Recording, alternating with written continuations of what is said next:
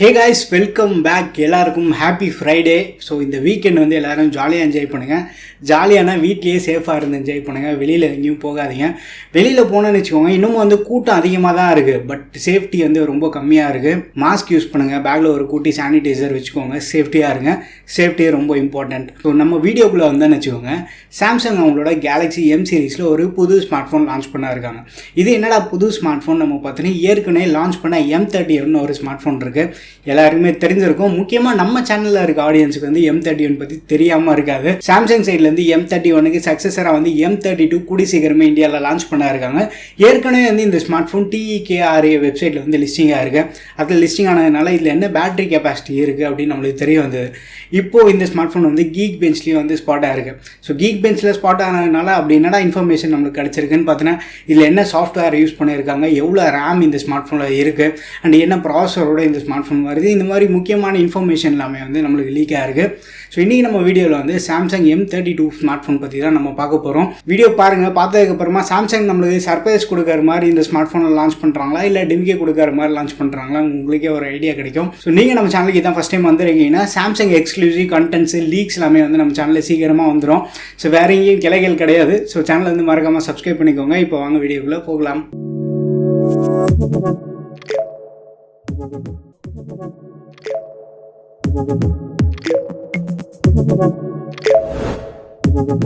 First வந்து நம்ம TECKBANDS வெப்சைட்டில் கிடைச்சிருக்க இன்ஃபர்மேஷன் படி பார்த்தீங்கன்னா, இந்த ஸ்மார்ட் ஃபோன்லேயே வந்து 6000 mAh ஒரு பவர் பேங்க் தான் பண்டில் பண்ணி தராங்க. பட் இதோட சார்ஜிங் இன்ஃபர்மேஷன் பற்றி நம்மளுக்கு தெரியல. பட் M31 பார்த்த மாதிரி இங்கே வந்து ஒரு 15 வாட் சார்ஜர் கொடுக்கறது தான் நிறைய பாசிபிலிட்டி இருக்குது. ஏன்டா M31S M51 F62 எல்லாமே 25 வாட் கொடுத்தாங்களே அப்படின்னு சொல்லுவீங்க.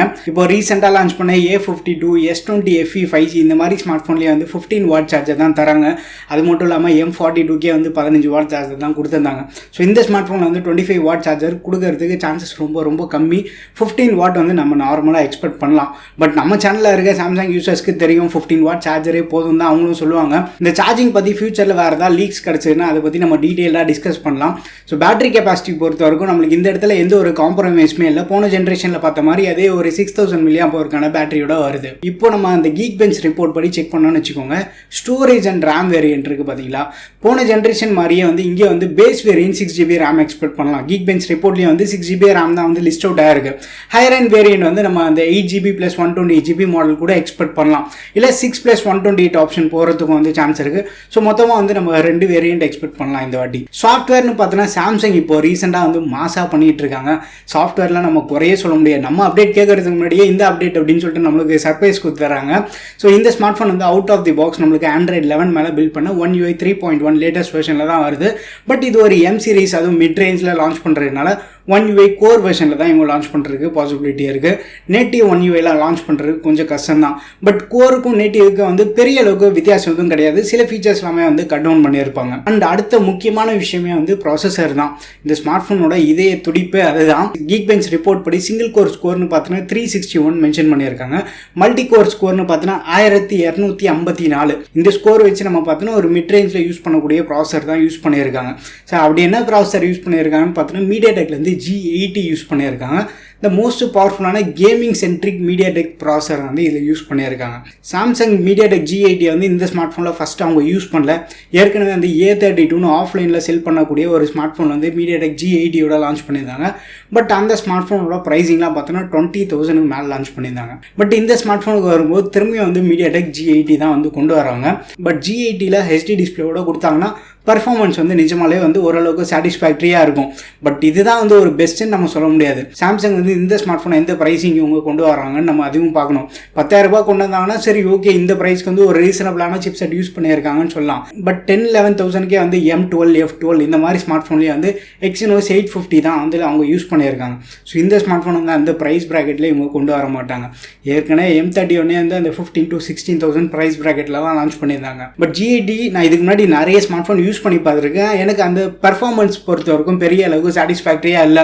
எனக்கு G80 யூஸ் பண்ணுறதுக்கு 9611 ஸ்மார்ட் ஃபோனே போதும்டா சாமின்னு தான் தோணுது. 9611 ஸ்மார்ட் ஃபோன் இன்னமும் வந்து வீட்டில் யூஸ் பண்ணிட்டு இருக்கேன். சாம்சங்க்கு கொடி தூக்குறேன்லாம் நினைக்க தேவையில்லை நீங்கள். ஏன்னா அந்த ஸ்மார்ட் ஃபோன் நான் யூஸ் பண்ணதில்லை, இன்னமும் வந்து பர்ஃபார்மன்ஸ் ஓகேவாக தான் இருக்குது. இனிஷியலாக எனக்கு இருந்த அளவுக்கு அந்த அளவுக்கு ஸ்மூத்தான எக்ஸ்பீரியன்ஸ் இப்போ இல்லைனா கூட பட் நார்மல் யூசேஜ்க்கெல்லாமே வந்து சாட்டிஸ்ஃபேக்டரியாக தான் இருக்காது. பட் அதில் எனக்கு கிடைக்கக்கூடிய பேட்டரி லைஃபும் வந்து இன்னமும் வந்து எனக்கு ஒரு 10 மணி நேரங்கான ஸ்க்ரீன் அண்ட் டைம்லாம் வருது. G80 இவங்க யூஸ் பண்ணது வந்து பெரிய டிசப்பாயின்மெண்ட்டாக தான் இருக்குது. 9611 G80 ஒரு பெரிய அப்கிரேட் நம்மளால சொல்லவே முடியாது. சாம்சங் வந்து ஒரு மொக்க சிப்செட் ஒரு ஃபோனில் கொடுத்துருந்தாலுமே வந்து ஓரளவுக்கு ஆப்டிமைஸ் பண்ணி யூஸபிளான எக்ஸ்பீரியன்ஸ் நம்மளுக்கு கிடைக்குது. நம்ம சேனலில் டிஸ்கஸ் பண்ணுறதே வந்து ஸ்பெசிஃபிகேஷன் வச்சு ஜட்ஜ் பண்ணாதீங்க, ரியல் வேர்ல்ட் யூசர் எக்ஸ்பீரியன்ஸ் எப்படி இருக்குது பாருங்க அப்படின்னு தான் எல்லாருக்கிட்டையும் சொல்கிறது. லான்ச் ஆனதுக்கப்புறமா நம்ம சேனலில் கண்டிப்பாக டெஸ்ட் பண்ணி பார்க்கலாம். கேமரான்னு நம்ம வரும்போது போன ஜென்ரேஷனில் பார்த்த மாதிரி அதே மாதிரி கேமரா செட் கொடுத்தாலே வந்து ஓகேவாக தான் இருக்கும். அதை எதுவும் டவுன்கிரேட் பண்ணாமல் இருந்தால் சந்தோஷம். சாம்சங்கோட சப்ளை அண்ட் ஆஃப்லைன் செயின் எல்லாமே வந்து கொஞ்சம் பெருசு. ஸோ அந்த மாதிரி பெரிய கம்பெனி வந்து ரெட்மி ரியல்மி மாதிரி ரொம்ப ஒரு அஃபோர்டபுளான ப்ரைஸ் ப்ராக்கெட்டில் நல்ல ஒரு ஸ்பெசிஃபிகேஷனோட ஸ்மார்ட் ஃபோன் லான்ச் பண்ணணும்லாம் நம்ம கேட்கல. நம்ம 15,000 ப்ரைஸ்க்கு வந்து ஸ்னாப்ட்ராகன் 855 கொடுக்கணும், 860 கொடுக்கணும்லாம் நம்ம போய் கேட்கல.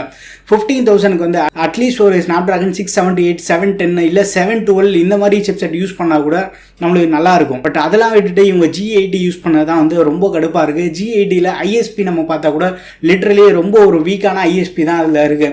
பட் சாம்சங் கேமரா வந்து ஓரளவுக்கு அவங்க சைட்லேருந்து ஆப்டிமைஸ் பண்ணுவாங்கன்னு வச்சுக்கோங்க. பட் இருந்தாலும் அவுட்புட் எந்த அளவுக்கு வரும்ன்றது வந்து கொஷின் மார்க்காக தான் இருக்குது. கண்டிப்பாக இது லான்ச் பண்ணதுக்கப்புறமா கேமராவும் வந்து நம்ம டெஸ்ட் பண்ணி பார்க்கணும். பட் இந்த மிட்ரேஞ்ச் செக்மெண்ட்டில் இருக்க மார்க்கெட் நம்ம பார்த்தோன்னா ஏற்கனவே ரொம்ப சேச்சுரேட் ஆகிடுச்சு.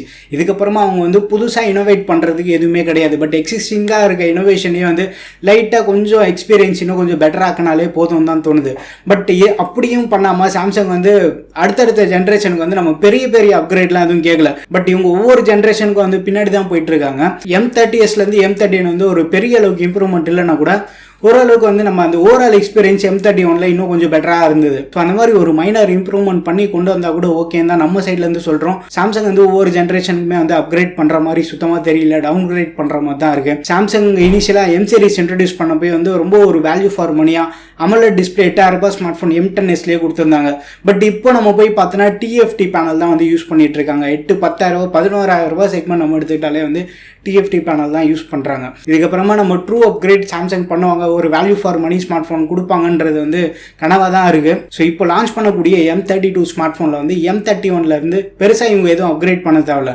அந்த ப்ராசர் 9611 தூக்கிட்டு 678 கொடுத்தாலே வந்து ஓகேவாக தான் இருக்கும். ப்ளஸ் அந்த ரியர் ஃபிங்கர் பிரிண்ட் ஸ்கேனர் வந்து சைட் மவுண்டட் ஆக்குனாங்கன்னா இன்னும் கொஞ்சம் கம்ஃபர்டபுளாக இருக்கும். சைட் மவுண்டட் நம்ம ரீசெண்டாக பார்த்த சாம்சங் ஃபோனில் இன்னும் கொஞ்சம் நல்லா ஃபாஸ்ட் அண்ட் ரிலேபிளாக இருந்தது. ஸோ இந்த மாதிரி மைனர் டிசைன் சேஞ்சஸ், மைனர் இம்ப்ரூவ்மெண்ட்டோட கொண்டு வந்தால் கூட ஓகேன்னு தான் நம்ம சைட்லேருந்து சொல்கிறோம். பட் சாம்சங் அதை வந்து காது கொடுத்து வாங்கவே மாட்டுறாங்க. ஒரு சைனீஸ் மார்க்கெட் வந்து ரொம்ப டஃப் கொடுக்கக்கூடிய அளவுக்கு வந்து சாம்சங்கோட AMOLED பேனல் தான் அவங்களும் யூஸ் பண்ணுறாங்க.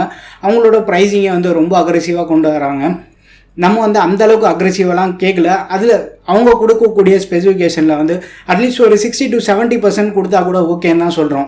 பட் அதுவும் வந்து இவங்க கேட்குற மாதிரி தெரியல. பட் இந்த M32 வந்து ஒரு பெரிய டிசப்பாயின்மெண்ட்டாக தான் இருக்குது. Geekbench அந்த ஸ்கோர் பார்த்தோன்னே எனக்கு செம்ம கடுப்பாயிடுச்சு. நான் M31 ஸ்மார்ட் ஃபோன் செல் பண்ணும்போதே வந்து M32க்கு ரொம்ப ஹோப் வச்சுருந்தேன். என்னோட ஹோப் எல்லாமே வந்து நாசமாக போச்சுன்னு தான் சொல்லணும். இந்த ஸ்மார்ட் ஃபோன் பற்றி நீங்கள் என்ன நினச்சிட்டீங்கன்னு மறக்காமல் கீழே கமெண்ட்டில் மென்ஷன் பண்ணுங்கள். ஸோ வீடியோ பிடிச்சிருந்தா லைக் பண்ணுங்கள். இன்னும் நம்ம சேனலுக்கு நீங்கள் சப்ஸ்கிரைப் பண்ணலாம், மறக்காமல் சப்ஸ்கிரைப் பண்ணிக்கோங்க. அடுத்த ஒரு வீடியோவில் சந்திப்போம். பாய்.